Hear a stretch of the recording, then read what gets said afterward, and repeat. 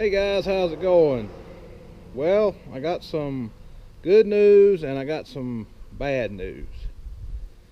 Which do you want to start with? The good news or the bad news? I'm an optimist, so I'll just start with the good news. The good news is,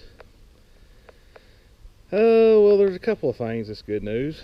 One is I've got some second cutting hay mowed right now, and it looks pretty good compared to what I had thought it was going to be.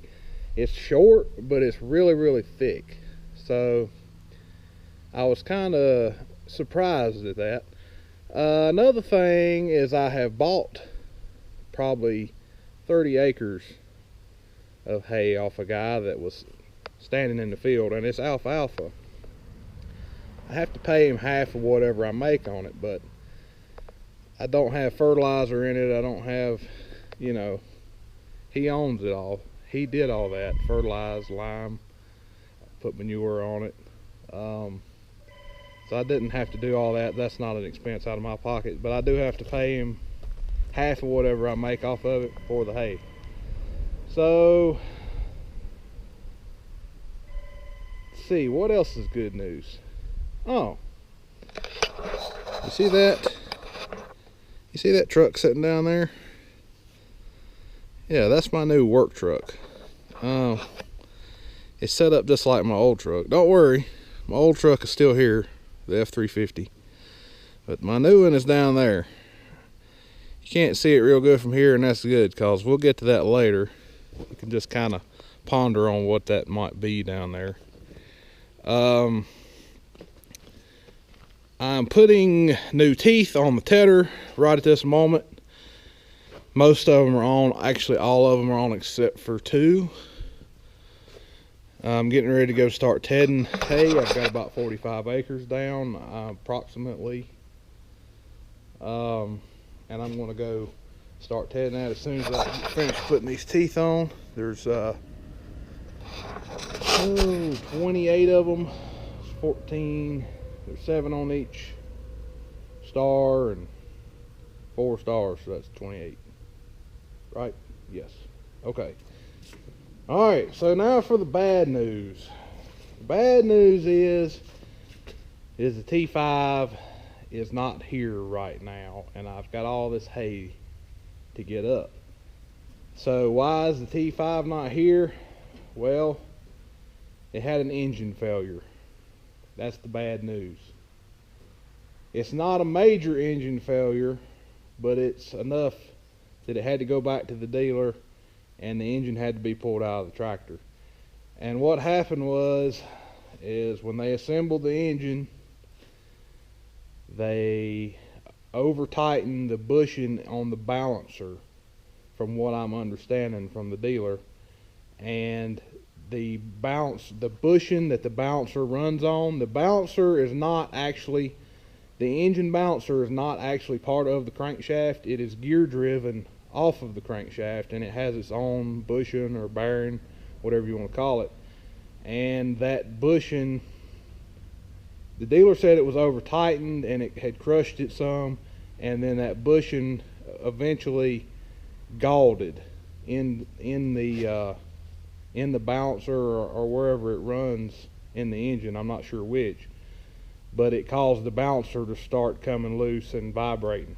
And it happened on a Sunday while I was going my way to do some bush hogging, and all of a sudden the engine sounded like it had cards and a bicycle spokes is what it sounded like. That's how I described it to Ben there at the dealer. And my dealer is Franklin Welding, by the way, in Rocky Mount. Excellent guys. But I was on the way and it started making that noise, and I was almost there, and I got the tractor. I slowed down, geared down, and got to where I was going, and I decided just to unhook the bush hog and get the 60/30 and continue bush hogging. This was a Sunday. I called Ben. He called me back, and he told me to bring it down the next day and he would take it apart. And I know he was very busy, but I took it down there, and he either took it apart Monday evening or he took it apart Tuesday morning, because I called him Tuesday and he had already had the engine out of the tractor and knew what was wrong with it. So that's why I like them. They take good care of me. Now the problem is right now with that is that apparently that balancer isn't something commonly bought.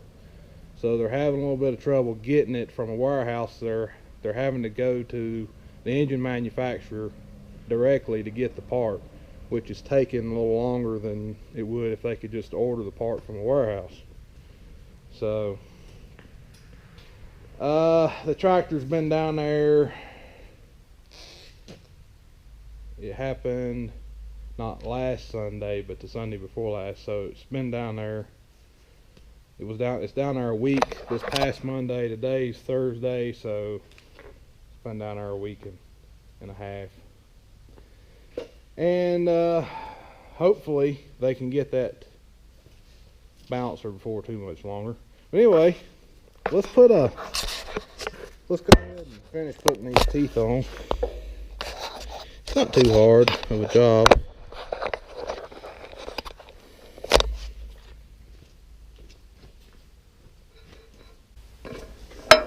Works good with an air gun.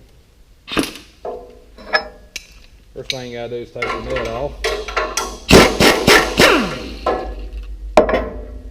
Lay that over there. Got a little bushing that goes on top. You gotta take that off. Take the bolt out. You gotta pay attention to how this eccentric piece right here is turned.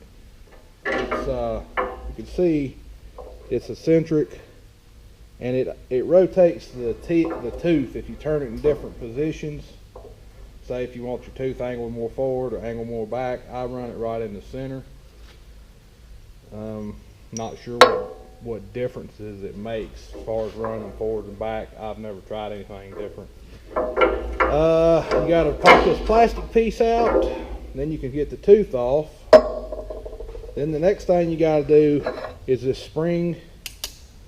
Well, it's not a spring. It's a little U-clamp right here. It goes on the spring tooth. You just got to tap it off. It don't take much to get it off. You can throw that tooth away. Get a new tooth.